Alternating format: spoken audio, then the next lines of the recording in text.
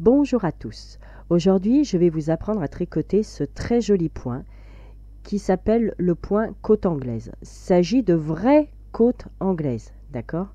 Parce qu'il existe les fausses côtes anglaises, mais ça on le verra plus tard. Donc pour aujourd'hui, je vais vous apprendre à tricoter les vraies côtes anglaises. Pour cela, je vous laisse vous munir de laine et d'aiguilles, bien sûr, et de monter un nombre de mailles pair. D'accord? Peu importe le nombre de mailles, peu importe ce que vous voulez tricoter, c'est un point que vous pouvez facilement intégrer dans un modèle que vous avez et voilà, vous êtes en train de tricoter un pull par exemple, vous le faites tout en jersey et vous vous dites, bah tiens, pendant ce pull, en fait, j'aimerais bien insérer un point. Et bien, dans une partie de votre tricot, du moment que vous avez un nombre de mailles pair, vous pouvez tout à fait faire des côtes anglaises.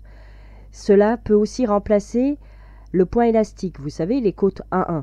Une maille à l'endroit, une maille à l'envers, une maille à l'endroit, une maille à l'envers.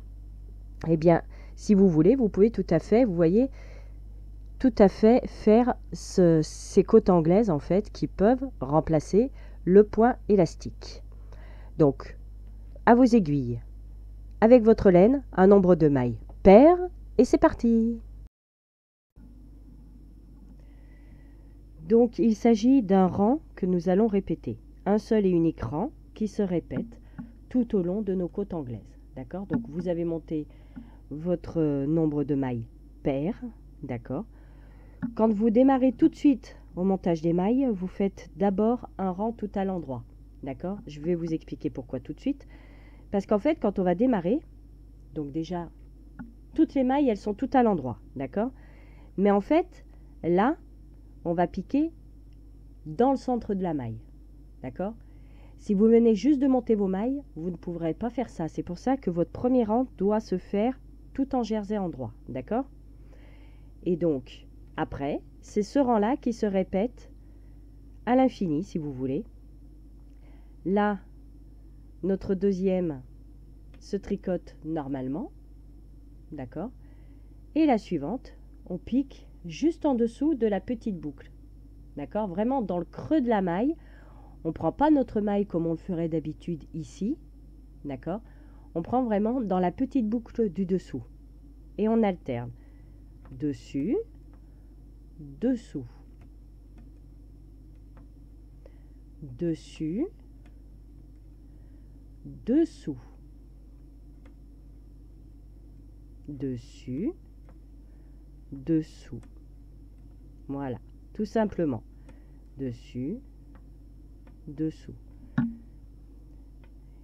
Vous faites comme ceci sur tout votre rang. D'accord?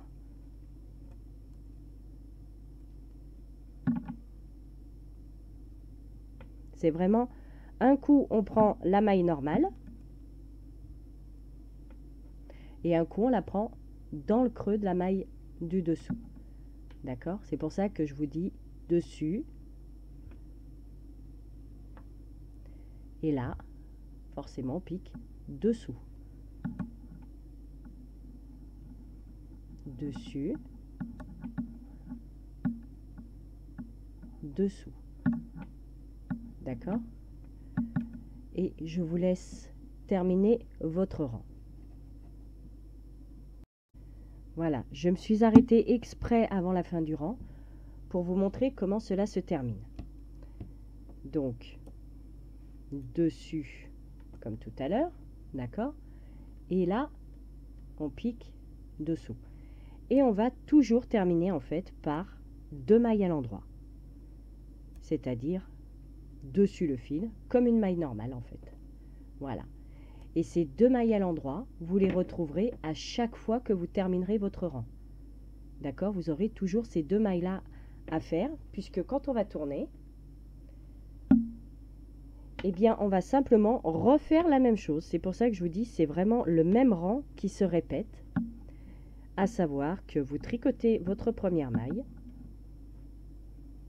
et là, automatiquement, vous piquez dans le milieu de la suivante, et on recommence au-dessus, et dans le milieu, au-dessus, dans le milieu, et au-dessus, et dans le milieu. Maintenant, pour vous faire la différence, si jamais vous posez votre tricot, admettons. Voilà, j'arrête ici. Comment savoir si j'en suis à la maille que je dois piquer comme ça ou je dois piquer comme ça? Eh bien, vous regardez. Celle que je pique comme ceci, il y a 2 fils. Vous voyez? Il y a le fil ici et un fil ici.